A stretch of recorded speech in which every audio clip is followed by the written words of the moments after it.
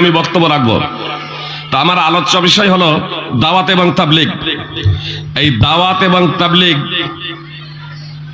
প্রথমে আলোচনা করব এর গুরুত্ব, তারপরে দাওয়াত এবং তাবলীগের গুরুত্ব মাহাত্ম্য, তারপর আলোচনা করব দাওয়াত এবং তাবলীগের উৎস মাদ্দা, কি দিয়ে দাওয়াত এবং তাবলীগ করবেন। তারপর আলোচনা করব কি ভাবে দাওয়াত এবং তাবলীগ করবেন। তারপরে আলোচনা করব কেমন ভাবে তাবলীগ করবেন। ইনশাআল্লাহ ধারাবাহিকভাবে কথাগুলো আপনাদের সম্মুখে আলোচনা করব ইনশাআল্লাহ। তো কথাগুলো একটু মনোযোগ দিয়ে যদি না শুনেন তাহলে আপনাদের বুঝতে সমস্যা হবে, আর মা বোনেরা যদি আপোষে কথা বলেন তাহলে সমস্যা হবে, এটা স্বাভাবিক ব্যাপার। প্রথমেই বলি, পবিত্র কোরআন এবং সুন্নাহর আলোকে এবং উম্মাতে মুসলিমার ঐক্যমতে দাওয়াত এবং তাবলীগ হলো ওয়াজিব, অর্থাৎ অপরিহার্য। মতভেদ ও মতানৈক্য হচ্ছে যে এটা প্রত্যেকের জন্যই অপরিহার্য, যেমন 5 ওয়াক্তের নামাজ, নাকি এটা কেবলমাত্র আলেম ওলামা কিছু ব্যক্তির জন্য অপরিহার্য। মতানৈক্য এই জায়গাতে ইনশাআল্লাহ মতানৈক্যের বিষয়টি আপনাদের সম্মুখে উত্থাপন করব, তার সমাধান দেওয়ার প্রচেষ্টা করব ইনশাআল্লাহ। তবে যেহেতু আমার আলোচ্য বিষয় দাওয়াত এবং তাবলীগ, এবং এই বিষয়টা আপনারা অবগত হলেন যে এই বিষয়টা হচ্ছে অপরিহার্য, আবশ্যিক, দাওয়াত এবং তাবলীগ করতেই হবে, দাওয়াত এবং তাবলীগ করতেই হবে, অর্থাৎ সৎ কাজের আদেশ, অসৎ কাজে বাধা প্রদান, এটা অপরিহার্য বিষয়। প্রথমেই একটা বিষয় আপনাদের সম্মুখে উত্থাপন করি, যাতে সাধারণত আমরা গুরুত্ব দিই না। যেমন আজকের জালসা বা বিভিন্ন মাদ্রাসার জালসা হয়, বিভিন্ন মসজিদের উন্নতিকল্পে জালসা হয়, বিভিন্ন জায়গাতে সমাজ সংস্কার সংশোধনের নামে জালসা হয়, কিন্তু বর্তমানে পশ্চিম বাংলার মাটিতে বিশেষ করে ব্যতিক্রম কিছু প্রতিষ্ঠান বা কিছু সভা আছে, যে সভা প্রতিষ্ঠানের পক্ষ থেকে প্রোগ্রাম হলে, ইসলামী সভা হলে, সেখানে নতুন ভাবে কোনো প্রকারের দোকানপাট বসানো হয় না। সিংহভাগ জায়গাতে আপনার দোকানপাট বসানো হয়। মেলার আয়োজন ইচ্ছা, কমিটির ইচ্ছা বা অনিচ্ছা সত্ত্বেও আপনার মেলা বসানো হয়। সুপ্রিয় ভাই এবং বোন, প্রথমত এই প্রসঙ্গে কথা শুনেন। তার কারণ হলো জালসা দেওয়া হয়েছে, এটা কিসের জালসা? দাওয়াত এবং তাবলীগের জালসা, তাই তো? কোরআন এবং সুন্নাহর আলোচনা। এখানে আপনার গীত গেহে আলোচনা করা হবে, এমন গীত গেহে টাকা আদায় করা হবে এমন কোনো পদ্ধতি অবলম্বন করা হয় নাই, এমন কোন আলোচককে ডাক দেওয়া হয় নাই। জনগণ যাতে পবিত্র কোরআন এবং সুন্নাহর আলোচনা শুনেন, এজন্য পুকুরিয়া গ্রামের মানুষজন, রাজাপুর গ্রামের মানুষজন, এই রাজাপুরে সভা রাজাপুর গ্রামের মানুষজন ব্যবস্থাপনা করেছেন। আমরা বিভিন্ন জায়গা থেকে বক্তারাও এসেছি, শ্রোতারাও বিভিন্ন জায়গা থেকে, রাজারামপুরেরও শ্রোতা আছেন, বিভিন্ন জায়গা থেকে শ্রোতা আছেন। এর জন্য রাজারামপুরের কমিটিবৃন্দ, রাজাপুরের কমিটি বৃন্দ এবং গ্রামবাসীকে ধন্যবাদ জানাই যে তারা একটা ভালো প্রোগ্রামের ব্যবস্থাপনা করেছেন। রাজারামপুরের অধিবাসীদের এজন্য রাজাপুর আদর্শ মসজিদ, রাজাপুর অধিবাসীদের সকলকে ধন্যবাদ জানাই যে তারা একটা খুব ভালো প্রোগ্রামের ব্যবস্থাপনা করেছেন। যারা আজকে এই জালসাকে কেন্দ্র করে মেলা বসিয়েছেন, কথা খুব মনোযোগ দিয়ে শুনুন। যদি ম্যাটেরিয়াল, মেলাতে যে সমস্ত জিনিসগুলো নামানো হয়েছে, দোকানপাটে যে সমস্ত জিনিসগুলো বিক্রয় করা হচ্ছে, দোকানপাটের মাধ্যমে যা করা হচ্ছে, সেই জিনিসগুলো যদি এমন হয় যা সরাসরি হারাম, ডাইরেক্ট হারাম, যেমন শরীরে উল্কি আঁকা। আমাদের মুসলিম ছেলেরাও আজকাল অনেকেই, ছেলেমেয়েরা অনেকেই উল্কি আঁকে শরীরে, যে নাম লেখে, নাম আপনার এক ধরনের কালি দিয়ে ফুটো ফুটো করে নাম লেখা হয়, যা কখনো উঠবে না। তো এটা যে করবে এবং যে করাবে, উভয়ের উপরে আল্লাহ রাসূল সাল্লাল্লাহু আলাইহি ওয়াসাল্লাম বলছেন যে আল্লাহ তাআলা লানত করেছেন, অভিসম্পাত করেছেন। সমস্ত আলেমের ঐক্যমতে এটা হচ্ছে হারাম। এই ধরনের কিছু বিষয় আছে যা ডাইরেক্ট হারাম, সেটা তো হারাম। যে সমস্ত জিনিস বৈধ, যেমন মনে করেন মুমফলি, জিলাপি, মিষ্টি, ফলমূল ইত্যাদি, এগুলোর বিজনেস বৈধ। কিন্তু যেখানে ইসলামী সভা হচ্ছে, আর এই ইসলামী সভাতে আপনার এই মেলার আয়োজন করা হচ্ছে, তারপরে ছেলে এবং মেয়ে, যুবক এবং যুবতী, বৃদ্ধ বৃদ্ধা ধাক্কা ধাক্কি করছে ওদের মার্কেটিং কে সামনে রেখে। মার্কেটিং করতে গিয়ে এর জন্য যারা মার্কেটিং বসিয়েছে, দোকানপাট বসিয়েছে, এর জন্য তাদেরকে এর বিনিময় শাস্তি অবশ্যই তাদেরকে ভোগ করতে হবে। তার কারণ অবাধ মিলামেশার এই দোকানপাটের মাধ্যমে তারা সুযোগ করে দিয়েছেন। নম্বর 1। নম্বর 2, কোরআন শোনানোর জন্য, ইসলামের বাণী শোনানোর জন্য এ সভা করা হয়েছে। আল্লাহ তাআলা কি বলছেন? ওয়াইদা কুরিয়াল কোরআন ফাসতামিউ লাহু ওয়া আনসিতু লাআল্লাকুম তুরহামুন। যখন কোরআন তেলাওয়াত করা হয় তখন তোমরা মনোযোগ দিয়ে শুনো এবং চুপ থাকো, যাতে তোমাদের প্রতি দয়া করা হয়, যাতে তোমাদের প্রতি করুণা বর্ষিত হয়, যাতে তোমাদের প্রতি রহমত বর্ষিত হয়, যাতে তোমাদেরকে কৃপা করা হয়। সূরা আরাফ 7 নম্বর সূরার 204 নম্বর আয়াত। সুপ্রিয় ভাই এবং বোন, কথা মনোযোগ দিয়ে শুনেন। আল্লাহ স্পষ্ট ভাবে বললেন, যখন কোরআন তেলাওয়াত করা হবে তখন তোমরা মনোযোগ দিয়ে শুনবে এবং চুপ থাকবে। এই বিধানটা হচ্ছে কখন জানেন? এই প্রোগ্রামের জন্যই, আপনার প্রচার এবং প্রসারের জন্যই, তাবলীগের সময়, তাবলীগের জন্য। যখন তাবলীগ যখন করা হবে, মুবাল্লিগ একজন দায়ী, একজন ইসলামের প্রচারক, একজন তেলাওয়াত করবেন, একজন ইসলামের প্রচার পাবলিশিটি করার জন্য পবিত্র কোরআন এবং সুন্নাহ বর্ণনা করবেন, বাকিগুলো সবাই শুনবেন। এই দৃশ্যই এখানে আপনারা প্র্যাকটিক্যাল ফিল্ডও আপনারা লক্ষ্য করছেন। সভাপতি এখানে বসে, মাদানী সাহেবও এখানে বসে, অন্যান্য বক্তারাও এখানে বসে, একজন যখন আলোচনা করছেন তখন সবাই একেবারে চুপ আছেন, আপনারাও চুপ। কি বলছেন? এটা আপনার নামাজের অবস্থার জন্য না যে ইমাম সাহেব পাঠ করবে আর মুক্তাদিরা চুপ থাকবে, এমনটি না। ইমাম সাহেব সূরা ফাতিহা পড়বেন, মুক্তাদিরাও সূরা ফাতিহা পড়বেন। অবশ্যই ইমাম সাহেব যখন সূরা ফাতিহা ছাড়া অন্য সূরা পড়বেন, মুক্তাদিরা সূরা ফাতিহা ছাড়া অন্য সূরা পড়বেন না, কিন্তু সূরা ফাতিহা মুক্তাদিরাও পড়বেন। এই কথাই আশরাফ আলী থানভী রাহিমাহুল্লাহ তিনিও বলেছেন। প্রথম নম্বর কথা হচ্ছে, যখন কোরআন এ সবার জন্য, আর এর জন্য এই প্র্যাকটিক্যাল ফিল্ড যদি আপনারা দেখেন, এর বাস্তব চিত্র যদি দেখেন, হানাফি মাদ্রাসা হোক অথবা বেরেলি মাদ্রাসা হোক অথবা আহলে হাদিস মাদ্রাসা হোক, পৃথিবীতে যে কোনো মুসলিম মাদ্রাসা আছে সেই মাদ্রাসায় যাবেন।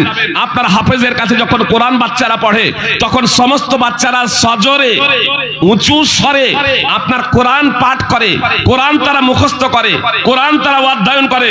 ওখানে হাফেজ সাহেব বলেন না যে একজন পড়ো বাকিগুলো চুপ করে শোনো। কেন? আরে ওটা তো সবাই পড়ার স্থান, ওটা তো সকলেরই অধ্যয়নের স্থান। ওখানে একজন পড়বে বাকিগুলো শুনবে এমনটি নয়। ওখানে আপনার সবাইকে পড়তে হবে, ওখানে আপনার সবাইকে পড়তে হবে, ওখানে সবাইকে শিখতে হবে, জানতে হবে, অধ্যয়ন করতে হবে। এই জন্য ওখানে সবাই পাঠ করে, জোরে জোরে পাঠ করছে। এই জন্য একজন পাঠ করছে আর একজন চুপ করে থাকছে এমনটি না। তাহলে এই বিধানটি কোথাকার জন্য বোঝা গেল?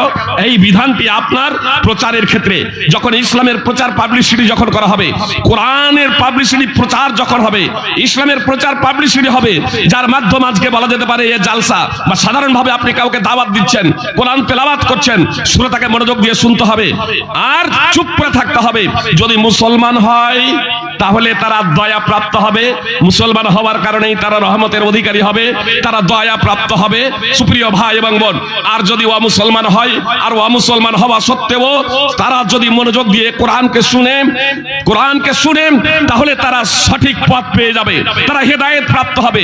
আর হেদায়েত পাওয়ার মাধ্যম দিয়ে তারাও তখন করুণার পাত্র এবং দয়ার অধিকারী হবে। সুপ্রিয় ভাই এবং বোন, সূরা আরাফ 7 নম্বর সূরার 204 নম্বর আয়াত, আল্লাহ বলছেন যখন কোরআন পাঠ করা হবে তখন তোমরা মনোযোগ দিয়ে শুনো, চুপ থাকো। কিন্তু মুশরিকদের নীতি কি ছিল জানেন? ওয়াকাল আল্লাযীনা কাফারু লা তাসমাউ লিহাদাল কুরআনি ওয়ালগাউ ফীহি লাআল্লাকুম তাগলিবুন। কিন্তু মুশরিকদের নীতি ছিল, তারা বলতো যখন কোরআন তেলাওয়াত করা হবে তখন তোমরা কোরআনের দিকে মন লাগাইও না, কান লাগাইও না, কোরআনকে মনোযোগ দিয়ে শুনিও না। কোরআন যখন পাঠ করা হবে তখন তোমরা কোরআন তেলাওয়াত শুনো না, ইসলামের বাণী শুনো না, আল্লাহর উপদেশ শুনো না। ওয়ালগাউ ফিহি, যখন ইসলামের আলোচনা হবে, কোরআন যখন পাঠ করা হবে তখন তোমরা আপসে হইচই করো, হট্টগোল করো, লাআল্লাকুম তাগলিবুন, তাহলে তোমরাই বিজয়ী হবে। এটা ছিল মুশরিকদের নীতি। ইসলামের বাণী, ইসলামের উপদেশ যদি মনোযোগ দিয়ে শুনে কেউ, তাহলে তার অন্তরে রেখাপাত করতে পারে, তার হৃদয়ের দাগ কেটে যেতে পারে, তখন সে পরিবর্তন হয়ে যাবে। এজন্য যারা মুশরিক ছিল কুরাইশ এই মুশরিকরা এই পন্থা অবলম্বন করেছিল, যখন ইসলামের প্রচার পাবলিসিটি হবে, যখন কোরআন তেলাওয়াত হবে, তখন তোমরা কোরআন তেলাওয়াত শুনো না। সূরা হামিম সাজদা, সূরা ফুসসিলাত 41 নম্বর সূরার 26 নম্বর আয়াত। এত দ্বারা কি বোঝা গেল? একদিকে আল্লাহ নির্দেশ দিচ্ছেন যখন কোরআন তেলাওয়াত করা হবে তখন তোমরা মনোযোগ দিয়ে শুনো, চুপ করে থাকো। অপরদিকে মুশরিকদের নীতি হলো যখন কোরআন তেলাওয়াত করা হবে, ইসলামের বাণী প্রচার এবং পাবলিসিটি করা হবে, তখন সেই জায়গাতে হইচই করো, তখন সেই জায়গাতে হট্টগোল করো। ও ভাইরা, যারা দোকানপাট বসিয়েছেন আজকে এই জালসাকে কেন্দ্র করে, কথা খুব আপনারাও মনোযোগ দিয়ে শুনুন। ওই মুশরিকদের আদর্শ, ওই মুশরিকদের বৈশিষ্ট্য কি আপনারা গ্রহণ করেন নাই? এখানে জালসা কমিটি, এ রাজাপুর গ্রামের অধিবাসী আজকে ইসলামের বাণী শোনার জন্য, কোরআন এবং সুন্নাহর প্রচার পাবলিসিটির জন্য, যে কোরআন এবং সুন্নাহর কথা আমরা শুনবো, সেই অনুযায়ী জীবনযাপন করব, সেখানে আপনি মেলা বসিয়ে ওখানে যুবক এবং যুবতী, ছেলে এবং মেয়েদেরকে ওখানে আপনি আহ্বান করছেন কোরআনের বাণী তোমায় শুনতে হবে না। এটা আপনার কর্ম দ্বারা, এটা কি আপনি বলছেন না? এটা কর্ম দ্বারা কি আপনি প্রচার করছেন না? একসাথে দুটো কাজ হয় না ভাই, একসাথে দুটো কাজ হয় না। আপনারা এখানে বসে আছেন, আমি একটা কথা জিজ্ঞেস করি, বক্তব্য তো অনেক দিন থেকে শুনছেন, একসাথে দুটো কাজ হয় না, এর জন্য আমি এই কথাটা বলছি। আলেম ওলামারা সব জানছেন, তোলাবারা জানছেন। বাবাজি যদি দুঃখ না করেন এ জনগণকে বোঝানোর জন্য, তাহলে আপনারা দুইজন আছেন, দুইজনের কাছে আমার একটা জিজ্ঞাসা আছে, করব? যদি আপনারা অনুমতি দেন করব। আপনার ভুল হলে লজ্জার কোনো ব্যাপার নাই, ভুল হলে জীবনে ব্যর্থতা নাই, বরং ভুল হলে ভুলের মাধ্যমে, জিজ্ঞাসার মাধ্যমে সংশোধন হয়ে গেলে, সংশোধিত হয়ে গেলে সফলতা আছে। ভুলকে স্বীকার করলে ব্যর্থতা নাই, ভুলের মাধ্যম দিয়ে সংশোধন হয়ে গেলে, ভুলকে স্বীকার করে সংশোধন হয়ে গেলে সেখানে সফলতা আছে। এজন্য কামিয়াব এবং ধন্য আপনারা আমার বাবা তুল্য, আমি আপনাদের শ্রদ্ধা করি, যার পর নাই। আমি শুধু জনগণকে বোঝানোর জন্য, যেহেতু আপনাদের বয়স অনেক হয়ে গেছে, বয়স কত হবে? যে 65। আপনার পার্শ্বে যিনি আছেন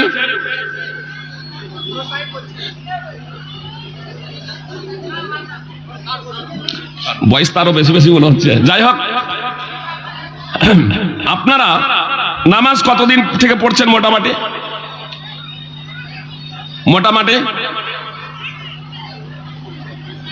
30-35 বছর থেকে আপনারা নামাজ পড়ছেন। একটা বিষয় বোঝার জন্য আমি বলছি, আমি একটা উদাহরণ দিচ্ছি। 30-35 বছর ধরে নামাজ পড়ছেন, মানে জালসা অন্তত 40-50 বছর ধরে শুনছেন। জালসা 40-50 বছর ধরে শুনছেন। আজকেও যারা জালসা শুনতে এসেছেন অনেকেই কিন্তু বেনামাজি আছেন। কথা খুব মনোযোগ দিয়ে শুনুন। তাহলে জালসা প্রায় 40-50 বছর ধরে শুনছেন, আর নামাজ প্রায় 35 বছর ধরে পড়ছেন। ঈমানের রুকুন কয়টি বলতে পারবেন? যে জিজ্ঞেস করছে, ঈমানের রুকুন জানো নাই? আপনার স্তম্ভ, পিলার, খুঁটি, ঈমানের খুঁটি, ঈমানের খুঁটি, ঈমানের স্তম্ভ, পিলার। আমি শুধু দুদিনকে দিয়ে এটা পরীক্ষা করলাম সুপ্রিয় ভাই এবং বোন। তাহলে 30-35 বছর ধরে নামাজ পড়ছেন, ঈমানের খুঁটি কি এখনো জানেন নাই? ঈমানের রুকুন কি এখনো অবগত নন? অবশ্যই এর জন্য আমি নিজে ব্যথিত। এই ত্রুটিটা আমার, আমি একজন আলোচক হিসেবে আপনাদের বুঝাতে পারিনি, আপনাদের ইসলামের বিষয়টা আপনাদের বুঝাতে পারিনি। আর বুঝাবো কেমনে যদি আপনারা যদি বুঝার প্রচেষ্টা না করেন? অনেক সময় আপোষে গল্প করেন, আপোষে গল্প করেন। একজন কেউ এলো, তার দিকে তাকান, বক্তার দিকে মনোযোগ সব সময় আপনাদের থাকে না। মেলাতে কেনাকাটা করেন, কেনা বেচা করেন, মেলাতে ঘুরছেন, আড্ডা মারছেন, তাহলে এটা হবে না, বুঝতে পারবেন না। আর যদি বক্তা যদি এ প্রসঙ্গে আলোচনাও না করেন, তবুও কিন্তু আপনারা বুঝতে পারবেন না। কি বুঝতে পারছেন? তাহলে ঈমানের রুকুন কয়টি? 30-35 বছর ধরে নামাজ পড়ে 60-65 বছর বয়স হয়ে যাওয়ার পরেও কোনো ব্যক্তি যদি অবগত না হন, সুপ্রিয় ভাই এবং বোন, ওলামায়ে কেরামদের জিজ্ঞেস করবেন, শাইখুল হাদিস কাতলামারির মুজাম্মিল রাহিমাহুল্লাহ উপস্থিত আছেন। শাইখুল হাদিস জি এই পেশাদারি জালসার স্টেজে বক্তব্য রাখেন, তাদের জিজ্ঞেস করবেন না, তার কারণ তারা কোরআন হাদিস সেরকম বুঝেন না, তারা জানেন না। জি কিছু বক্তব্য মুখস্থ করে তারা বক্তব্য রাখেন। শাইখুল হাদিস যারা আছেন, আব্দুর রহমান আদিল আল মাদানী, এই ধরনের মাদানী যারা আপনাদের মালদা ডিস্ট্রিক্টে প্রচুর আছেন, তাদেরকে জিজ্ঞেস করবেন যে ইমানের রুকুন কয়টি, এই ইমানের রুকুন কয়টি এবং কি কি, তার তাৎপর্য সম্পর্কে কোনো সাবালক সাবালিকা যদি অবগত না হয়, তার প্রতি যদি ঈমান না রাখে, তাহলে কি তাকে মুসলমান বলা যাবে? মাদানী সাহেব বলছেন না, এটা সমস্ত মাদানী বলবেন না, শাইখুল হাদিসরা বলবেন না, কিন্তু বাস্তবে আমাদের সমাজের চিত্র হচ্ছে এটাই। একটা উদাহরণ দিই তাহলে বুঝতে পারবেন। জি ইসলামের রুকুন হলো, ইসলামের বুনিয়াদ এবং ভিত্তি হলো 5টি, আর ইমানের রুকুন এবং বুনিয়াদ হলো 6টি। প্রথমত এটা জেনে রাখুন, আজকে এটা আমার আলোচ্য বিষয় নয়। ইমানের রুকুন এবং বুনিয়াদ হলো, রুকুন হলো ইমানের 6টি।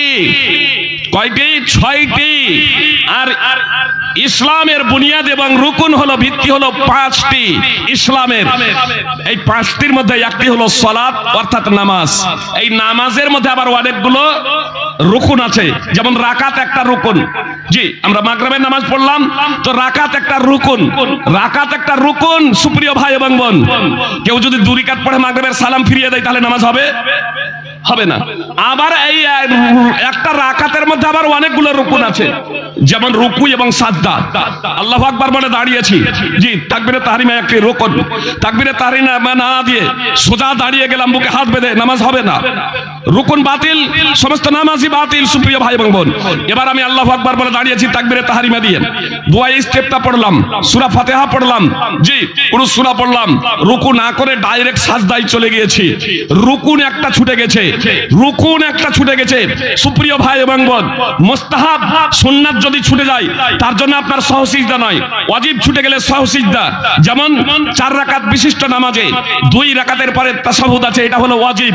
ওয়াজিব যদি ছুটে যায়, কেউ যদি ভুলে যায়, সহসিজদা দিলে এটা ভর্তক হয়ে যাবে, পূরণ হয়ে যাবে। সুপ্রিয় ভাই এবং বোন, কিন্তু রুকু হলো একটা রুকুন, রুকু না করে ডাইরেক্ট সাজদায় চলে গিয়েছি, এর রাকাতটাই পুরো বাতিল।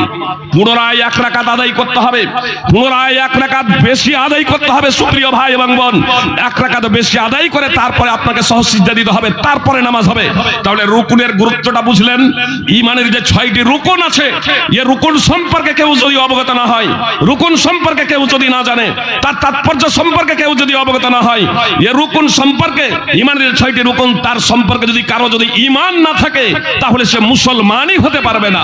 তাহলে এবার বিষয়টা বুঝতে পারলেন কত গুরুত্বপূর্ণ। আজ থেকে মসজিদের ইমামের কাছে গিয়ে বলবেন, আমাকে ঈমানের রুকুন কয়টি জানান, তার তাৎপর্য কি বলেন, সেইগুলো মসজিদের ইমামের কাছ থেকে জানবেন। সুপ্রিয় ভাই এবং বোন, আমি কি বলতে গিয়ে এটা বলে দিলাম। দোকানপাট, ওয়াকালাল্লাযীনা কাফারু লা তাসমাউ লিহাদাল কুরআনি ওয়ালগাউ ফীহি লাআল্লাকুম তাগলিবুন।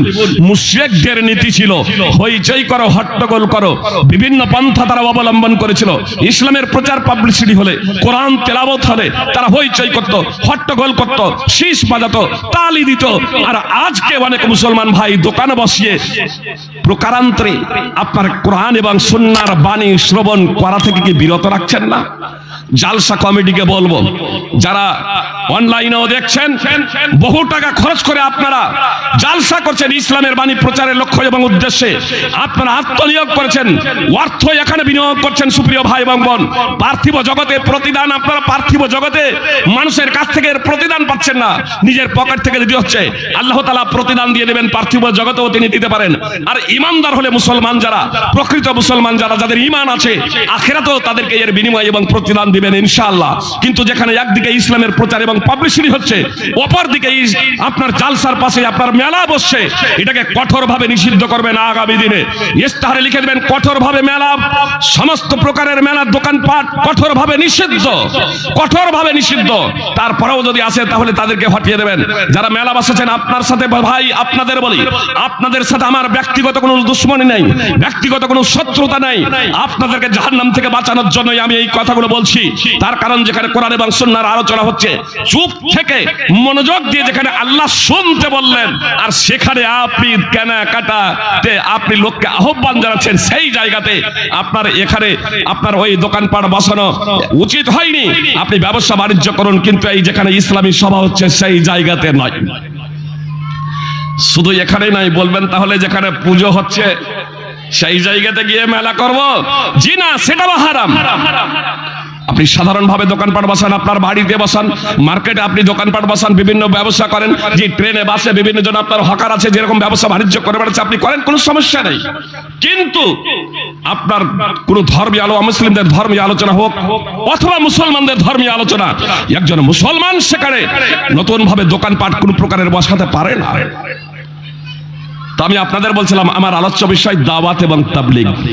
আমি বললাম দাওয়াত এবং তাবলীগ খুবই গুরুত্বপূর্ণ, এটি অপরিহার্য বিষয়। আল্লাহ বলছেন ওয়াল তাকুম মিনকুম উম্মাতুন ইয়াদউনা ইলাল খায়র, তোমাদের মধ্যে অবশ্যই এমন একটি দল হওয়া চাই যারা কল্যাণের দিকে আহ্বান জানাবে এবং ওয়া'আমরুনা বিল মা'রুফ, সৎ কাজের আদেশ করবে, ওয়া ইয়ানহাউনা আনিল মুনকার, এবং অসৎ কাজে বাধা প্রদান করবে।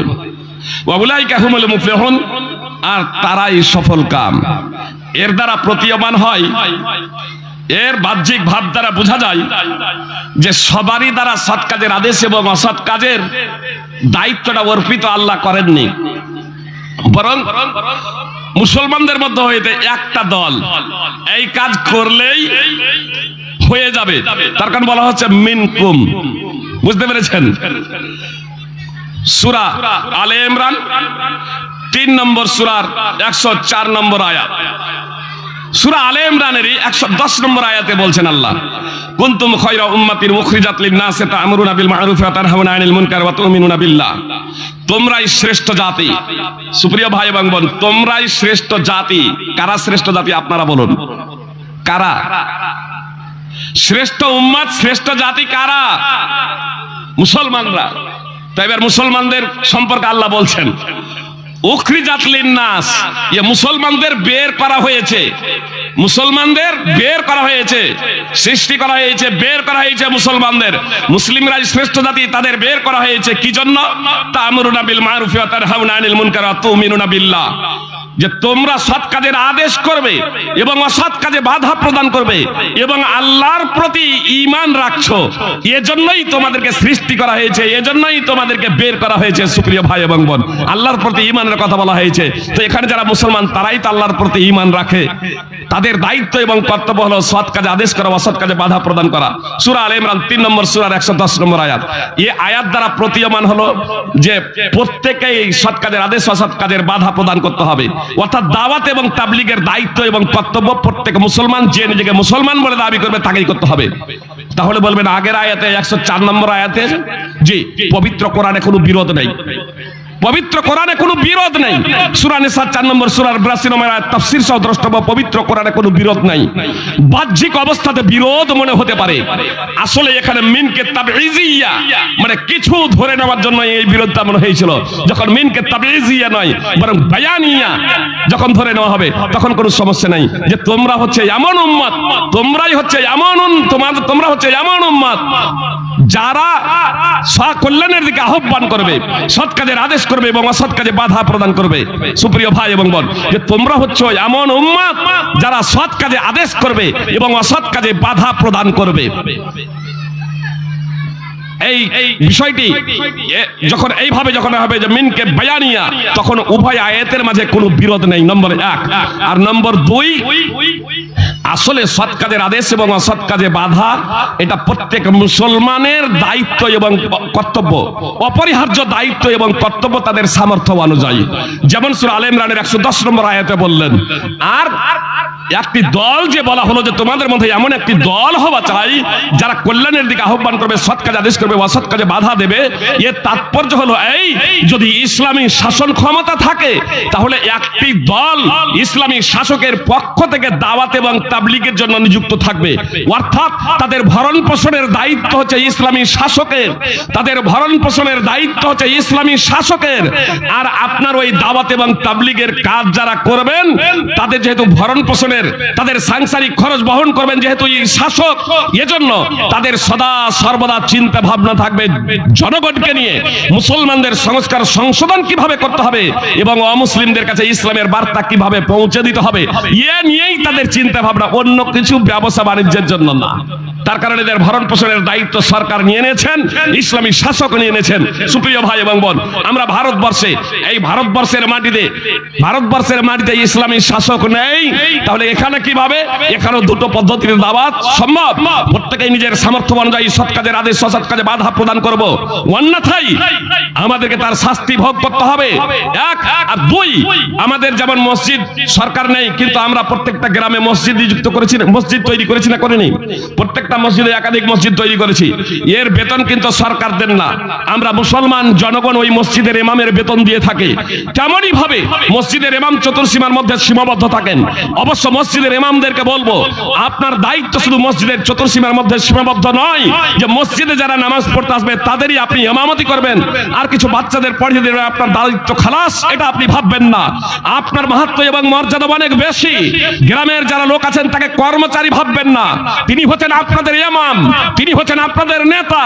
আর ওই নেতাকে বসে থাকলে হবে না মসজিদের চতুর্সীমার ভিতরে, তাকে গ্রামে ঘুরতে হবে, জনগণের কাছে যেতে হবে, জনগণের সাথে মিশতে হবে, তাদের সৎ কাজের আদেশ করতে হবে, অসৎ কাজে বাধা দিতে হবে।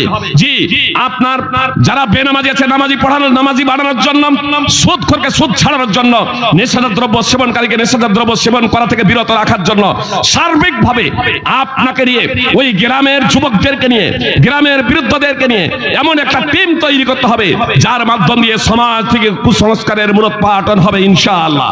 এটা যদি আমরা এই উদ্যোগ যদি নেই, ইনশাআল্লাহ আমাদের সমাজে কুসংস্কার থাকবে না। সুপ্রিয় ভাই এবং বোন, তো আমি আপনাদের বলছিলাম যে সৎ কাজের আদেশ এবং অসৎ কাজে বাধা, এটা তো ইমামের দায়িত্ব, শুধু ইমামের দায়িত্ব নয়। সুপ্রিয় ভাই এবং বোন, ইমাম কিন্তু বেশি দূরে যেতে পারবেন না। কি বলছেন? আপনাদের এই এলাকাতে তো প্রচুর আলেম ছিলেন না? আজকে বিভিন্ন জায়গা থেকে আলেম ডেকেছেন কেন? আমরা যে খুব বেশি জানি এমনটি না। আপনাদের এলাকাতে মালদা ডিস্ট্রিক্টে অনেক আলেম আছেন যারা আমাদের থেকে অনেক বেশি জানেন, সুপ্রিয় ভাই এবং বোন, কিন্তু তারপরেও আমাদেরকে ডেকেছেন। ওদের কাছ থেকে তো শুনছি একটু বাইরে থেকে আলেম ডাকি, আর আমাদেরকে বাইরে থেকে আলেম যদি না ডাকতেন, শুধু মালদার আপনাদের নিকটবর্তী কেউ হতো, তাহলে এত লোক জমা হতেন না, যতই ভালো আলোচক হোক না কেন। তো এই জন্য কখনো কখনো বাইরে থেকে, যেহেতু মসজিদের ইমামের দায়িত্ববোধ রয়েছে, দায়িত্ববোধ তার উপরে ন্যস্ত হয়েছে, তাকে 5 ওয়াক্তের নামাজ পড়াতে হচ্ছে, তিনি অন্যান্য জায়গায়, বিভিন্ন জায়গায় গিয়ে দাওয়াতের কাজ করবেন, এটা সম্ভব না। এজন্য আমাদের অন্তত এমন দাতা, এমন সংগঠনের পক্ষ থেকে অন্তত আমাদের দায়ী এবং মোবাল্লিগ নিযুক্ত করা একান্ত কর্তব্য, যাদের সদা চিন্তা ভাবনা হবে, যারা ইসলামের প্রচার এবং পাবলিসিটি করবেন, সৎ কাজের আদেশ এবং অসৎ কাজে বাধা প্রদান করবেন।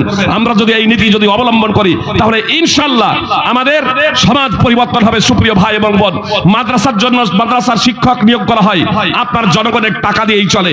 মাদ্রাসাতে আপনার আসে 1% হয়তো লোক পড়তে মাদ্রাসায়, মসজিদে তো আপনার কচি কাঁচা। তাহলে ইসলামকে জানার জন্য যে 99% মানুষ আপনার মাদ্রাসার বাইরে, স্কুল কলেজ ইউনিভার্সিটিতে পড়ছে, তারা আজ দিন থেকে দূরে সরে যাচ্ছে, আপনার নাস্তিক, আপনার অন্যান্য ধর্মাবলম্বীদের সাদৃশ্য গ্রহণ করছে। সুপ্রিয় ভাই এবং বোন, তাদেরকে হেদায়েতের জন্য, সৎপথের জন্য আমাদের দায়িত্ব এবং কর্তব্য হলো যে মোবাল্লিগ দায়ী আমাদের তৈরি করা, যারা সমাজের সংস্কার এবং সংশোধন করবে। তো আমি আপনাদের বলছিলাম, সৎ কাজের আদেশ এবং অসৎ কাজে বাধা প্রত্যেকের সামর্থ্য অনুযায়ী অপরিহার্য কর্তব্য, প্রত্যেকের সামর্থ্য অনুযায়ী অপরিহার্য কর্তব্য। আর আল্লাহ তাআলা বলে যে তোমাদের মধ্যে একটি দল থাকা চাই, তো সেই দলটি হচ্ছে আপনার সাম্মানিক ভাতা প্রাপ্ত, সাম্মানিক ভাতা প্রাপ্ত। সুপ্রিয় ভাই এবং বোন, এজন্য আমাদেরকে এই বিষয়টির উপরে বিশেষ গুরুত্ব দিতে হবে। আল্লাহ তাআলা পবিত্র কোরআনে বলেন, ওয়ামান আহসানু কাওলাম মিম্মান দাআ ইলাল্লাহ ওয়া আমিলা সালিহান ওয়া ক্বালা ইন্নানী মিনাল মুসলিমিন। ওয়ালা তাস্তাবিল হাসানাতু ওয়ালা সাইয়্যাহ ইদফা বিল্লাতি হিয়া হাসান ফাইদাল্লাযী বাইনাকা ওয়া বাইনাহু আদাওয়াতুন কান্নাহু ওয়ালিয়্যুন হামীম। আল্লাহ বলছেন তার থেকে ভালো কথা আর কার হবে, যে আল্লাহর দিকে মানুষকে আহ্বান করে এবং নিজেও সৎ কর্ম করে। আল্লাহর দিকে মানুষকে আহ্বান করে এবং নিজেও সৎ কর্ম করে, তার থেকে ভালো কথা আর কার হবে। এবং সে বলে আমি আত্মসমর্পণকারীদের একজন, আমি মুসলিমদের একজন। আল্লাহ বলছেন এই ব্যক্তির কথা, এই ব্যক্তি হচ্ছে সব থেকে ভালো। সব থেকে কে ভালো? সব থেকে ভালো হচ্ছে সেই পুরুষ ও মহিলা, যে পুরুষ ও মহিলা আল্লাহর দিকে ডাকে। আল্লাহর দিকে ডাকার বিভিন্ন পথ আছে। একটা মানুষ রোজা রাখে না, তাকে রোজার জন্য বলছেন। একটা মানুষ হজ করে না, হজ ফরজ হয়ে গেছে, তাকে হজের জন্য বলছেন। যাকাত আদায় করে না, যাকাত আদায় করার জন্য তাকে বলছেন। জি, একটা মানুষ কেবলার দিকে থুতু নিক্ষেপ করছে, তাকে কেবলার দিকে থুতু নিক্ষেপ করতে নিষেধ করছেন। জি, আমার মা বোনেরা পর্দা করছে না, তা পর্দার কথা বলছেন।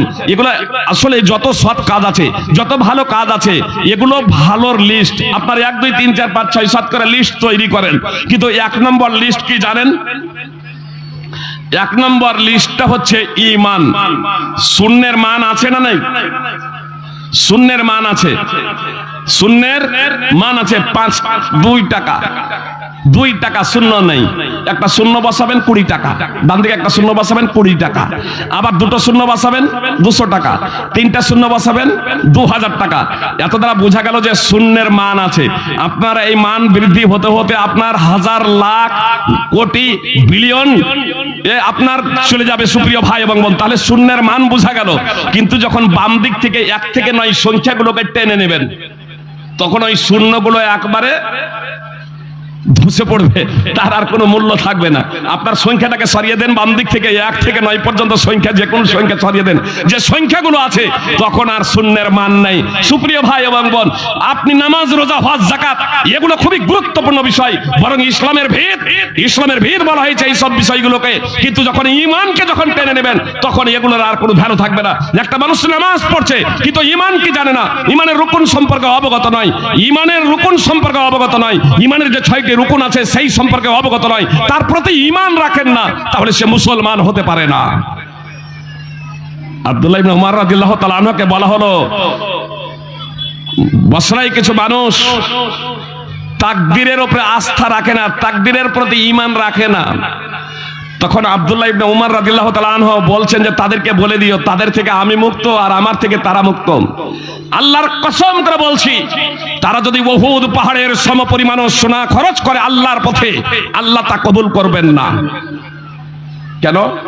ঈমান, তাকদীর। ঈমানের যে 6টা রুকুন, তো একটা রুকুন হচ্ছে তাকদীরের প্রতি ঈমান আনয়ন করা। ওয়া তুমিনা বিল কদরি খাইরিহি ওয়া শাররিহি। তুমি ঈমান আনয়ন করবে, ষষ্ঠ রকম তুমি ঈমান আনয়ন করবে, তুমি স্বীকৃতি জ্ঞাপন করবে তাকদীর, ভাগ্যের ভালো মন্দের প্রতি। তো ভাগ্যের ব্যাপারে যখন অস্বীকৃতি জ্ঞাপন করে কিছু মানুষ, তো আব্দুল্লাহ ইবনে উমর বললেন যে তাদের থেকে আমি মুক্ত, তারা আমার থেকে মুক্ত। তারা যদি উহুদ পাহাড়ের সমপরিমাণ সোনা খরচ করে আল্লাহর পথে, তবুও আল্লাহ তা কবুল করবেন না। সহিহ মুসলিম হাদিস নম্বর 8, সুনানে আবি দাউদ হাদিস নম্বর 2695, সুনানে নাসাই হাদিস নম্বর 4990।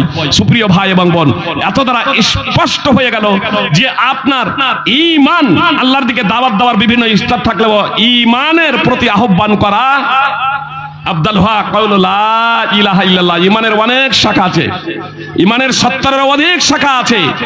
মেন হলো আফদালুহা কাউলু লা ইলাহা ইল্লাল্লাহ। লা ইলাহা ইল্লাল্লাহ হলো ঈমানের প্রথম শাখা, মূল এবং ভিত্তি। সুপ্রিয় ভাই এবং বোন, এই লা ইলাহা ইল্লাল্লাহর দাওয়াত আপনি কাকে দেবেন? যে লোকটা নামাজ পড়ছে তাকে গিয়ে বলবেন এই নামাজ পড়ো, কি বলছেন? যে লোকটা নামাজ পড়ছে তাকে গিয়ে বলবেন ভাই আপনি নামাজ পড়েন? না, যে লোকগুলো নামাজ পড়ে না তাদেরকে বলবেন নামাজ পড়েন। কিছু লোক আছে তাবলীগ করে, তাদের নিয়তে আল্লাহ তাআলা বরকত দান করেন, তাদের নিয়তটাকে সঠিক নিয়তে পরিবর্তন করে দেন, কিন্তু কিসের তাবলীগ করতে হবে, কোথায় তাবলীগ করতে হবে, এই বিষয়টাই বুঝেন না। সুপ্রিয় ভাই এবং বোন, আসুন আফদালুহা লা ইলাহা ইল্লাল্লাহ। রাসূল সাল্লাল্লাহু আলাইহি সাল্লাম যে বলেন আফদালুহা কাউলু লা ইলাহা ইল্লাল্লাহ। লা ইলাহা ইল্লাল্লাহ বলা হলো শ্রেষ্ঠতম ঈমানের শাখা, মূল। সুপ্রিয় ভাই এবং বোন, তাই লা ইলাহা ইল্লাল্লাহর দাওয়াত আপনার কাকে দিতে হবে? যে লা ইলাহা ইল্লাল্লাহ জানে না। লা ইলাহা ইল্লাল্লাহ জানে না, জি কচি কাঁচা এদেরকে আপনি লা ইলাহা ইল্লাল্লাহ বলান, আপনার ওয়া মুসলিম, ইহুদি, খ্রিস্টান, কলভেল, চামার, মুচিমেথর তাদের কাছে লা ইলাহা ইল্লাল্লাহ বলেন। এখানে একটা বিষয় দাওয়াত এবং তাবলীগের ক্ষেত্রে খুব ভালোভাবে বুঝে রাখেন। লা ইকরাহা ফিদ্দিন কাদ তাবায়ানা রুশদু মিনাল গাই, সূরা বাকারা 2 নম্বর সূরার 256 নম্বর আয়াত। অনেকেই বলে থাকেন আরে ধর্মে বাধ্যবাধকতা নাই, তো যে যা করছে করুক। যে যা করছে করুক, ধর্মে বাধ্যবাধকতা নেই, এটা কাদের জন্য? এটা মুসলমানদের জন্য না, খুব ভালোভাবে জেনে রাখুন, এটা হচ্ছে অমুসলমানদের জন্য। সূরা বাকারা 2 নম্বর সূরার 256 নম্বর আয়াত। ইবনে আব্বাস রাদিয়াল্লাহু তাআলা আনহু বলছেন, যখন আনসারী মুসলিম মুহাম্মদ সাল্লাল্লাহু আলাইহি সাল্লাম মদিনায় যাওয়ার আগে, যারা মদিনায় যাওয়ার আগে মুহাম্মদ সাল্লাল্লাহু আলাইহি সাল্লামের মুসলমান তখনও হয় নাই, তারা যে কোনো মহিলার সন্তান হতো না, তখন সে মানত করতো আমার যদি সন্তান হয় তাহলে আমি তাকে ইহুদি বানিয়ে দেব। এবার যদি সন্তান হতো তাকে ইহুদি বানিয়ে দিত। এবার যখন ওই আনসাররা মুসলমান হয়ে গেলেন এবং বানু নাজিরদের যখন বহিষ্কার করার যখন ঘোষণা যখন হলো, তখন আনসাররা বলেছিল আমাদের সন্তানদের কিন্তু আমরা বলপূর্বক মুসলমান বানিয়ে দেব, আমরা মুসলমান বানিয়ে নেব। তখন এই আয়াত অবতীর্ণ হয়, লা ইকরাহা ফিদ্দিন, ধর্মে বাধ্যবাধকতা নাই, অর্থাৎ ও মুসলমানকে আপনি জোরপূর্বক বলতে পারবেন না যে আপনি কালেমা পড়ুন নইলে হত্যা করে দেব। জি, শুনেন আবি দাউদ হাদিস নম্বর 2682। জাবির বিন আব্দুল্লাহ ঘটনা দেখুন। জাবির বিন আব্দুল্লাহ রাদিয়াল্লাহু তাআলা আনহু সূত্রে বর্ণিত, রাসূল সাল্লাল্লাহু আলাইহি সাল্লাম একদা বাবুল গাছে, যাকে আমরা বাবলা গাছ বলি, এই বাবুল গাছে নিজের তরবারিটা ঝুলিয়ে শুয়ে আছেন।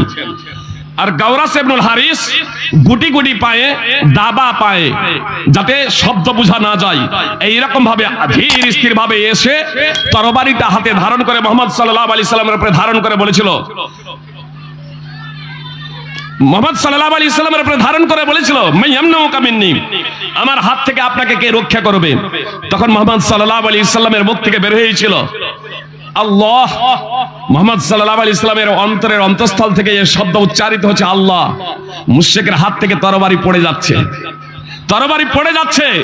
মুহাম্মদ সাল্লাল্লাহু আলাইহি সাল্লাম তরবারিটা হাতে ধারণ করলেন, প্রশ্ন ঘুরিয়ে দিলেন, মান ইয়ামনাউকা মিন্নি, আমার থেকে তোমাকে কে রক্ষা করবে? তখন সে বলেছিল, কুনকা খায়রা আখিদিন, আপনি যেভাবে তরবারি ধারণ করেছেন আমাকে কেউ বাঁচাতে পারবে না। মুহাম্মদ সাল্লাল্লাহু আলাইহি সাল্লাম বলেন, আতাশহাদু আল্লা ইলাহা ইল্লাল্লাহ ওয়া আন্নী রাসূলুল্লাহ। কাকে বলছেন? যে হত্যা করতেছে মুহাম্মদ সাল্লাল্লাহু আলাইহি সাল্লামকে। মুহাম্মদ সাল্লাল্লাহু আলাইহি সাল্লামকে ফিতনাবাজ এবং দুশমন ভেবে, শত্রু ভেবে হত্যা করতে এসেছে, তরবারি দিয়ে হত্যা করার জন্য প্রস্তুত, মাথার উপরে তরবারি ধরেছিল। আর সেই মুহাম্মদ সাল্লাল্লাহু আলাইহি সাল্লাম এবার তরবারি হাতে ধারণ করে বলছেন সেই শত্রুকে, আতাশহাদু আল্লা ইলাহা ইল্লাল্লাহ ওয়া আন্নী রাসূলুল্লাহ, তুমি কি সাক্ষ্য দিচ্ছ আল্লাহ ছাড়া সত্য কোনো উপাস্য নাই, এবং তুমি কি বলছো যে আমি আল্লাহর রাসূল? অর্থাৎ তুমি কি মুসলমান হচ্ছ? তরবারি ধরা আছে, তুমি কি মুসলমান হচ্ছ? অবশ্য খুব সাধারণ ভাবে, তুমি কি মুসলমান হচ্ছ? সে বলল, আমি মুসলমান হব না, তবে আমি অঙ্গীকার করছি আপনার বিরুদ্ধে আর লড়াই করব না, আর আপনার বিরুদ্ধে যারা লড়াই করে তাদেরও আমি সঙ্গ দেব না। শুধু এই কথার ভিত্তিতে মুহাম্মদ সাল্লাল্লাহু আলাইহি সাল্লাম তাকে ছেড়ে দিলেন। আর সে তার জাতির কাছে গিয়ে বলেছিল, কাদ জিতুকুম মিন ইনদি খায়রিন নাস। মুহাম্মদ সাল্লাল্লাহু আলাইহি সাল্লামের নিকটে আসার আগে মুহাম্মদ সাল্লাল্লাহু আলাইহি সাল্লামকে ফিতনাবাজ ভাবতো, শত্রু ভাবতো, দুশমন ভাবতো, আর এই ফিতনাবাজ বলেই মুহাম্মদ সাল্লাল্লাহু আলাইহি সাল্লামকে হত্যা করতে এসেছিল। কিন্তু মুহাম্মদ সাল্লাল্লাহু আলাইহি সাল্লামের আদর্শে অনুপ্রাণিত হয়ে যখন জাতির কাছে, স্বজাতির কাছে ফিরে যাচ্ছে, তখন বলছে, কাদ জিতুকুম মিন ইনদি খায়রিন নাস, আমি তোমাদের কাছে এসেছি শ্রেষ্ঠতম ব্যক্তির কাছ থেকে, পৃথিবীর শ্রেষ্ঠতম ব্যক্তির কাছ থেকে তোমাদের কাছে এসেছি। মুসনাদ আহমদ হাদিস নম্বর 14929, 15190। হাদিসটি সহিহ বুখারীতেও আছে সংক্ষিপ্ত ভাবে, সহিহ বুখারী এবং মুসলিমের সংক্ষিপ্ত ভাবে। এত দ্বারা প্রতীয়মান হলো ও মুসলমানের উপরে বল প্রয়োগ করা যাবে না দাওয়াত এবং তাবলীগের ক্ষেত্রে, কিন্তু মুসলমানের ক্ষেত্রে বল প্রয়োগ করতে হবে। সুপ্রিয় ভাই এবং বোন, মুসলমানের ক্ষেত্রে বল প্রয়োগ করতে হবে। কথা খুব মনোযোগ দিয়ে শুনুন। বিখ্যাত হাদিস, বিস্তারিত ভাবে আলোচনা করা সম্ভব নয় যেহেতু টাইম প্রায় ঘনিয়ে আসছে। রাসূল সাল্লাল্লাহু আলাইহি আব্দুল্লাহ বিন আমর ইবনে আস রাদিয়াল্লাহু তাআলা আনহু সূত্রে বর্ণিত, আপনারা অবগত আছেন যে রাসূল সাল্লাল্লাহু আলাইহি সাল্লাম বলেছেন, সন্তানের বয়স 7 বছর হলে নামাজের নির্দেশ দেবে, আর 10 বছর হয়ে গেলে নামাজ না পড়ার জন্য মারবে। সুনানে আবি দাউদ হাদিস নম্বর 495। বল প্রয়োগ করতে বললেন না? বললেন না। 10 বছর ছেলে মেয়ের বয়স হয়ে গেলে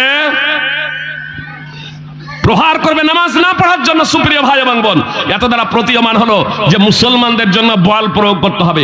এ কথাই তো বলেছেন রাসূল সাল্লাল্লাহু আলাইহি সাল্লাম। আবু সাঈদ খুদরি রাদিয়াল্লাহু তাআলা আনহু সূত্রে বর্ণিত, রাসূল সাল্লাল্লাহু আলাইহি সাল্লাম বলেছেন, মাররা মিনকুম মুনকারান ফালিয়ুগাইয়িরহু বিয়াদিহি ওয়ামান লাম ইস্তাতি ফাবিলিসানি ওয়ামান লাম ইস্তাতি ফাবিকলবিহি ওয়া যালিকা আযাফুল ঈমান। সহিহ মুসলিম হাদিস নম্বর 49। রাসূল সাল্লাল্লাহু আলাইহি সাল্লাম বলেছেন, তোমাদের মধ্যে যে কেউ অন্যায় দেখবে, শরীয়ত বিরোধী কোনো কাজ হতে দেখবে, তাহলে সে যেন হাতের দ্বারা বাধা দেয়, অর্থাৎ শক্তি প্রয়োগের মাধ্যমে সেই অন্যায়ের প্রতিরোধ করে। আপনি দেখছেন জুয়া খেলতে, কোন মুসলমানের বাচ্চা জুয়া খেলছে, কোন মুসলমানের বাচ্চা নেশাজাত দ্রব্য সেবন করছে, কোন মুসলমান আপনার সমাজে পণ নিচ্ছে। সুপ্রিয় ভাই এবং বোন, কথা খুব মনোযোগ দিয়ে শুনুন। মডেল সর্দার যারা আছেন, আমাদের সমাজে বল প্রয়োগ হয় কি হয় না, একটা জিনিস দেখাচ্ছি। ফিতরা যাকে আপনারা বলেন, যাকাতুল ফিতর, সমাজে সবাই ঐক্যবদ্ধ করেন না? ধনী গরিব সবাই যাকাতুল ফিতরে ফিতরার ব্যাপারে যতটা গুরুত্ব সহকারে ঐক্যবদ্ধ করা হয়, নামাজ পড়লেও নামাজ না পড়লেও, জামাতে আছে তো মডেল সর্দার লিস্ট খাতা নিয়ে বসে আছেন, লিস্ট করছেন কে ফিতরা জমা করছে আর কে করে না। এজন্য নামাজ পড়লেও নামাজ না পড়লেও, রোজা রাখলেও রোজা না রাখলেও সবাই কিন্তু ফিতরা আদায় করেন না? কেন? ওই লিস্টে যে বসে আছেন, ওই লিস্ট যদি থাকতো যাকাতের ক্ষেত্রে তাহলে সবাই যাকাত আদায় করতেন। ওই লিস্ট যদি থাকতো নামাজের ক্ষেত্রে সবাই নামাজ আদায় করতেন। ওই কঠোরতা যদি অবলম্বন করতেন নেশাজাত দ্রব্য সেবনের মূলোৎপাটনের জন্য, তাহলে সবাই আমাদের সমাজ নেশা মুক্ত সমাজ গঠিত হতো। সুপ্রিয় ভাই এবং বোন, মডেল সর্দার যারা আছেন তারাও খুব মনোযোগ দিয়ে শুনুন। আপনার ক্ষমতা থাকা সত্ত্বেও আপনি সমাজকে কুলুষিত মুক্ত করছেন না, কুসংস্কার মুক্ত করছেন না, ইসলামের আলোয় আলোকিত করছেন না, কোরআন এবং সুন্নাহ দ্বারা সমাজকে সাজাচ্ছেন না। এর জন্য আপনাকে অবশ্যই জবাবদিহি করতে হবে কাল কিয়ামতের মাঠে। যে আপনার ক্ষমতা আছে, যেভাবে আপনি ফিতরা সকলের উপর লাগু করে দিয়েছেন, সেইভাবে আপনি অন্যায়ের প্রতিরোধ করছেন না কেন? আপনি দল তৈরি করুন, আপনি সমাজ তৈরি করুন।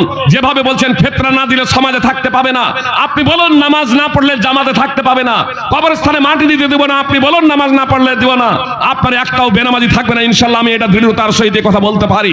সুপ্রিয় ভাই এবং বোন, এজন্য আপনাদেরকে কঠোরতা অবলম্বন করতে হবে মুসলমানদের ক্ষেত্রে। সুপ্রিয় ভাই এবং বোন, যেখানে কঠোরতা অবলম্বন করার কথা, সেই জায়গাতে আমরা শিথিলতা প্রদর্শন করেছি। পরিণতি কি হয়েছে? আমাদের সমাজ কুসংস্কারে ভরে গিয়েছে। আপনি বলবেন না আমি তো পড়ি না, আপনি বলবেন আমি তো নামাজ পড়ি। জি, আল্লাহ রাসূল সাল্লাল্লাহু আলাইহি সাল্লাম দৃষ্টান্ত দিয়েছেন।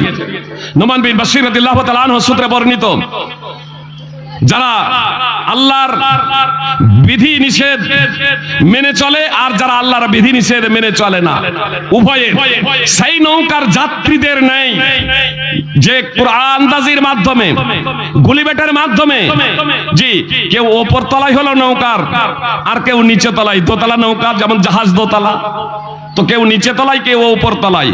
নিচে তলার লোকেদের পানি আনতে যেতে হতো ওপর তলায়, পানির ব্যবস্থা ছিল ওপর তলাতে। এর ফলে তাদের একটু কষ্ট হতো, ওপর তলায় যেতে গেলে একটু কষ্ট হতো ওপর তলার লোকেদের।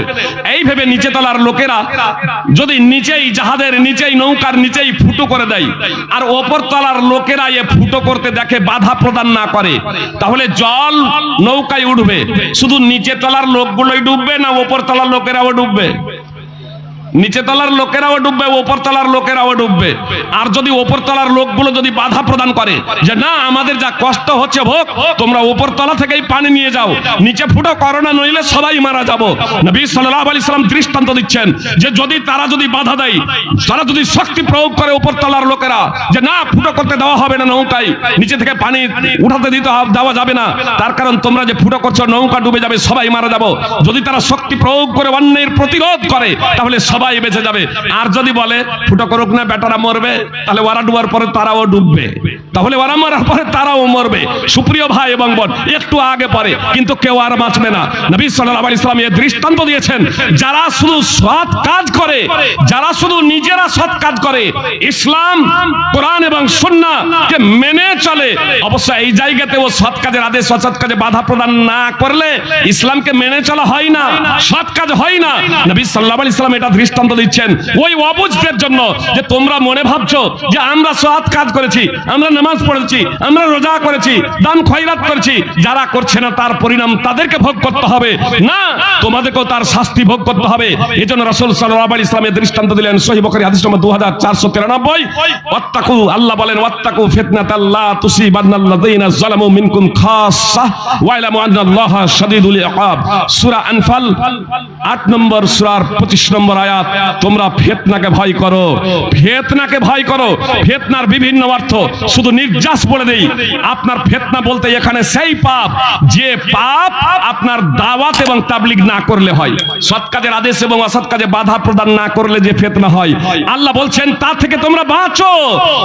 তার কারণ তোমাদের মধ্যে যারা জালেম তাদেরকেই এই ফিতনায় পাপ তাদেরকে গ্রাস করবে না, বরং সবাইকে গ্রাস করবে। জেনে রাখো আল্লাহ তাআলা শাস্তি দানে কঠোর, আল্লাহ তাআলা শাস্তি দানে কঠোর। সুপ্রিয় ভাই এবং বোন, বিস্তারিত ব্যাখ্যা বিশ্লেষণ আর দাবাই গেল না, তার কারণ প্রশ্ন এসেছে, কাগজ দিয়ে দিয়েছেন কিছু প্রশ্ন উত্তরের জন্য। মানে এক্সট্রা টাইমটা ওই মেলাকে কেন্দ্র করে ক্ষয় হয়ে গেল। আগামী দিনে কিন্তু আপনারা মেলা বসতে দেবেন না, যে কোনো জায়গাতে আপনারা সভা করুন না কেন। সুপ্রিয় ভাই এবং বোন, কুল হাদিহি সাবিলি আদু ইলাল্লাহি আলা বাসিরাতিন আনা ওয়া মান ইত্তাবাআনি। সূরা ইউসুফ 12 নম্বর সূরার 108 নম্বর আয়াত। আল্লাহ বলছেন, বলো এটা আমার পথ, আমি জেনে বুঝে আল্লাহর দিকে দাওয়াত দেই এবং যারা আমার অনুসরণ করেছে তারাবো। অর্থাৎ যারা মুসলমান বলে দাবি করবে তাদেরও কাজ হলো জেনে বুঝে দাওয়াত ইলাল্লাহ, আল্লাহর দিকে আহ্বান করা। সুপ্রিয় ভাই এবং বোন, কথা শেষ করছি, প্রশ্ন উত্তর পর্বে চলে আসছি। শুধু এ কথা বলে যে সূরা ইউসুফ 12 নম্বর সূরার 108 নম্বর আয়াত দ্বারাও প্রমাণিত যে আমাদের দাওয়াত এবং তাবলীগের কাজ আমাদের সকলের জন্যই। তার কারণ আল্লাহ রাসূল বলছেন আমার কাজ এবং যারা আমার অনুসরণ করে। সূরা তওবা 9 নম্বর সূরার 71 নম্বর আয়াতে পুরুষ এবং মহিলা উভয়ের কথা উল্লেখ করেছেন আল্লাহ তাআলা। দাওয়াতের কাজ, সৎ কাজের আদেশ, অসৎ কাজে বাধা প্রদান, এটা পুরুষদের জন্য এবং মহিলাদের জন্য। সূরা তওবা 9 নম্বর সূরার 71 নম্বর আয়াত তাফসীর সহ দ্রষ্টব্য। সুপ্রিয় ভাই এবং বোন, তো দাওয়াতের কাজ হচ্ছে এটি গুরুত্বপূর্ণ বিষয়। আমি শুধু আপনাদের এই কথা বলি যে দাওয়াত কিসের করবেন। আল্লাহ তাআলা বলছেন, ইয়া আইয়ুহার রাসূল বাল্লিগ মা উনজিলা ইলাইকা মির রাব্বিক। সূরা মাইদা 5 নম্বর সূরার 67 নম্বর আয়াত। জি, জয়ীব জাল ভিত্তিহীন হাদিস, মন গড়া গল্প করলে হবে না। এই স্টেজে আপনার দাওয়াত এবং তাবলীগ করতে হবে কিসের? মা উনজিলা ইলাইকা মির রাব্বিক, বাল্লিগ মা উনজিলা ইলাইকা মির রাব্বিক। তোমার রবের পক্ষ থেকে, তোমার প্রতিপালকের পক্ষ থেকে যা যা অবতীর্ণ হয়েছে। সূরা মাইদা 5 নম্বর সূরার 67 নম্বর আয়াত। যা যা অবতীর্ণ হয়েছে, কি অবতীর্ণ হয়েছে? কোরআন এবং সুন্নাহ। ওহিয়া মাতলু এবং ওহিয়া গায়র মাতলু। কোরআন এবং সুন্নাহর দাওয়াত এবং তাবলীগ করতে হবে। কেমন ভাবে করতে হবে? উদউ ইলা সাবিলি রাব্বিকা বিল হিকমাতি ওয়াল মাউইজাতিল হাসানাহ ওয়াজাদিলহুম বিল্লাতি হিয়া আহসান। দাওয়াতের পদ্ধতি বলা হলো দুটো। সূরা নাহল 16 নম্বর সূরার 125 নম্বর আয়াত। তোমার প্রতিপালকের পথের দিকে আহ্বান করো। কিসের মাধ্যমে? হিকমা। হিকমা তাৎপর্য কি? কোরআন এবং সুন্নাহর মাধ্যমে। শুধু কোরআন এবং সুন্নাহ শুধু পেশ করলেই হবে না, আপনাকে ক্ষেত্র, কাল, পাত্র এ সবগুলো আপনাকে দেখতে হবে। আপনি ক্ষেত্র, পাত্র, কাল হিকমার সাথে, কৌশলের সাথে এটা আপনি পেশ করবেন। উত্তম উপদেশের মাধ্যমে দাওয়াত দেবেন। এই দুটোই হলো দাওয়াতের মূল পদ্ধতি। এক হিকমা আর দ্বিতীয় হলো উত্তম উপদেশ। ওয়াজাদিলহুম বিল্লাতি হাসান। আর তৃতীয় পদ্ধতি আল্লাহ তাআলা বললেন যে উত্তম পদ্ধতিতে তর্ক বিতর্ক। এটা দাওয়াতের মূল পদ্ধতি নয়। অন্যথায় বলে দিবেন ওয়াল মুজাদালাতিল হাসানা। এখানে বলছেন ওয়াজাদিলহুম। তৃতীয় পন্থা, মানে এই দুটো পন্থাই যদি কাজ না হয়, দুটো পন্থাই কাজ না হয়, আর এটা কাদের সাথে তর্ক বিতর্ক? মুসলমান। দুটো পন্থাই কাজ হয় না, তর্ক বিতর্ক করছে, আমার ধর্ম আমার জন্য, তোমার ধর্ম তোমার জন্য। উত্তম পদ্ধতিতে তখন তার কাছে ইসলামের দাওয়াত পৌঁছে দিতে হবে। উত্তম পদ্ধতিতে আল্লাহ তাআলা বলছেন, ওয়ালা তাস্তাবিল হাসানাতু ওয়ালা সাইয়্যাহ ওয়ালা তাস্তাবিল হাসানাতু ওয়ালা সাইয়্যাহ ইদফা বিল্লাতি হিয়া আহসান ফাইযাল্লাযী বাইনাকা ওয়া বাইনাহু আদাওয়াতুন কান্নাহু ওয়ালিয়ুন হাবিব। মন্দকে ভালোর দ্বারা প্রতিহত করো, মন্দকে ভালোর দ্বারা প্রতিহত করো, তাহলে দেখবে তোমার মাঝে আর যার মাঝে শত্রুতা আছে সে হয়ে যাবে অন্তরঙ্গ বন্ধুর মতো।